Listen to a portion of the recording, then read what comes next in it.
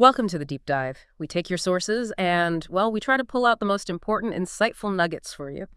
Today's a bit different. Think of it as a lightning-fast pulse check on the world, with a real focus on Nigeria, right as of July 6, 2025. Our mission today, it's really to get you quickly up to speed on a whole range of things happening right now, and maybe give you some memorable facts, too, without the usual information overload. Yeah, what's really striking is just the sheer breadth here. You've got everything from big geopolitical shifts down to, well, everyday life details. It gives this unique snapshot, doesn't it? Global dynamics, local stuff will help you connect the dots, find the standout bits. Okay, let's dive in then. Let's start with Nigeria's economy and infrastructure. What's happening right now? Well, first off, this figure jumped out at me. Nigerians are reportedly paying $180 in taxes per international flight. Wow, $180. Yeah. That's a pretty significant chunk of change, isn't it? It really highlights a financial pressure point for people traveling internationally. Absolutely. And, when you put that next to the ongoing debates about salaries, things get even more complex, like resident doctors. Yeah. They've rejected the government's pay review. They're demanding a revised CONMES, that's their salary structure. And then you have the Nigerian Labor Congress, the NLC. They're strongly opposing plans to take the minimum wage off the exclusive list. Which would mean states could set their own minimums. Exactly. And the worry there is, it could lead to lower wages in some places, maybe a race to the bottom. It's a big deal for workers. It sounds like a real balancing act. You've got citizen pressures on one side and these big development goals on the other. Speaking of development, infrastructure-wise, there's definitely movement. Investors are apparently keen on that huge Lagos-Calabar highway. Yeah, that's a massive project. And the Bonny Road in River State, that 27 kilometers, it's actually set for completion. So progress. But there's always the other side, right? Like the N17 billion proposed to fix that Lagos bridge damaged by fire. Yeah. It shows the constant challenge. Building new stuff is one thing, but maintaining what you already have, that costs money too. So it paints this picture of economic pressure, development ambition, and maybe the difficulties of funding it all. Precisely. It's this tension between the immediate needs of citizens and those, longer-term infrastructure goals. A tough spot for policymakers. Okay, let's shift gears a bit. Beyond the economics, the sources also give us a look into some really pressing social issues in Nigeria.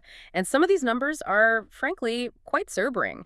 Nigeria's internally displaced persons IDPs, that number has climbed to 8 million. 8 million, that's staggering. It is. And alongside that, a report mentioned 11,000 unregistered refugees just in the last 6 months. These aren't just statistics. They're, people's lives turned upside down. And health is another major concern that emerges. Nigeria's recorded 145 deaths from Lassa fever. With the fatality rate actually going up? Yeah, an increasing fatality rate. Lassa fever, for context, is that viral illness spread mainly by rats. It's endemic, but a rising death rate. Yeah. That's definitely a worry, a serious public health flag. And then there are reports touching on crime and other societal problems. Police rescued 40 Ghanaians in Ondo, arrested 3 people for human trafficking. Then over in the U.S., a Nigerian man and his wife were sentenced for a pretty large romance scam, like $3 million targeting seniors.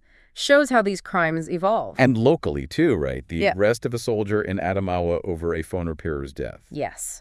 These incidents, they seem kind of scattered, but taken together. Yeah. They show ongoing vulnerabilities, different kinds of security challenges. It really makes you think about the multiple layers of challenges societies face. You've got humanitarian crises, public health issues, crime, security.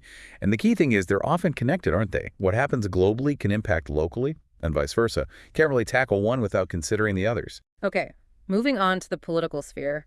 Both inside Nigeria and internationally, there's quite a bit happening. Within Nigeria, the National Assembly is planning to send its constitution review report to the state assemblies before December, apparently. That's a big step in shaping the legal framework. Yeah, constitution reviews are always significant, foundational stuff. And there's talk about a new role for retired military officers, plus the political gears are already grinding for the 2027 elections. Already? Oh, yeah. You've got the power minister eyeing the governorship in Oyo State, and plenty of discussion around President Tinubu potentially running for re-election.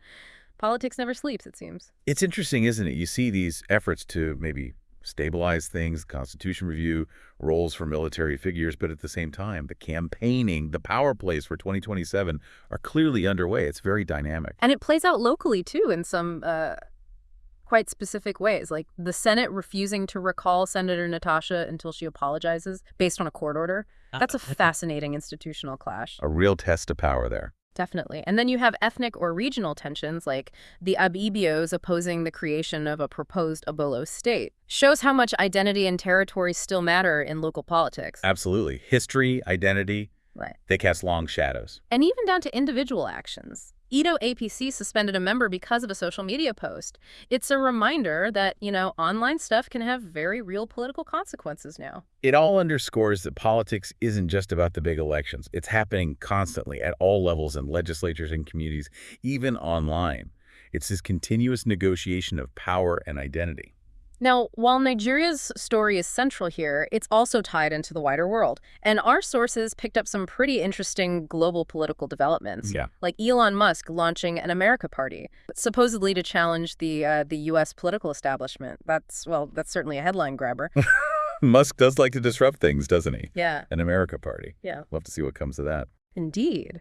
And elsewhere, Iran's leader Khamenei made his first public appearance since the war with Israel. That's a significant signal geopolitically. A very calculated appearance, sends messages. Plus, the BRICS nations are apparently planning to denounce Trump tariffs. Could be a sign of, shifting trade winds or alliances hardening. It shows that pushback against certain protectionist policies continues on the global stage. And then there's this one detail that really stood out to me personally.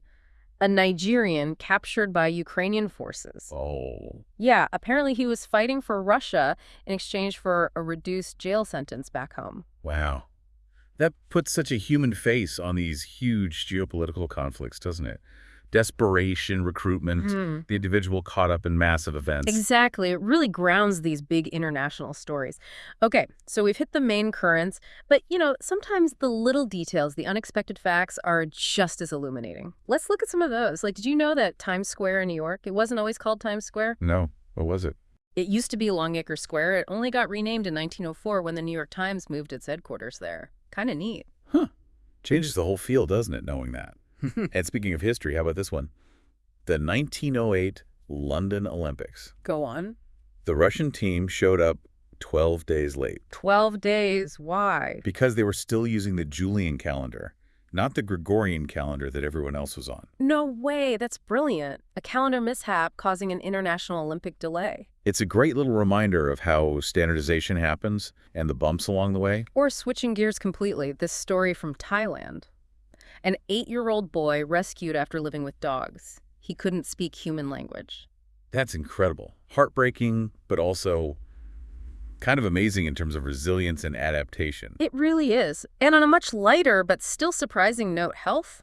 Dermatologists are saying that bathing every day with a sponge might actually be bad for your skin. Really? A sponge? You think you're getting cleaner? Right. Makes you rethink basic habits. These little facts, they seem random, but they do tell us things, don't they? About history, culture, science, the human condition. Small windows into bigger ideas. And let's bring in some specific historical context tied to this date, July 6th, because history always echoes. On July 6, 1967, that was the day the Nigerian Civil War officially began. Federal forces launched what they called a police action against Biafra, a deeply significant date. A date that shapes so much of modern Nigeria, its legacy is still felt profoundly.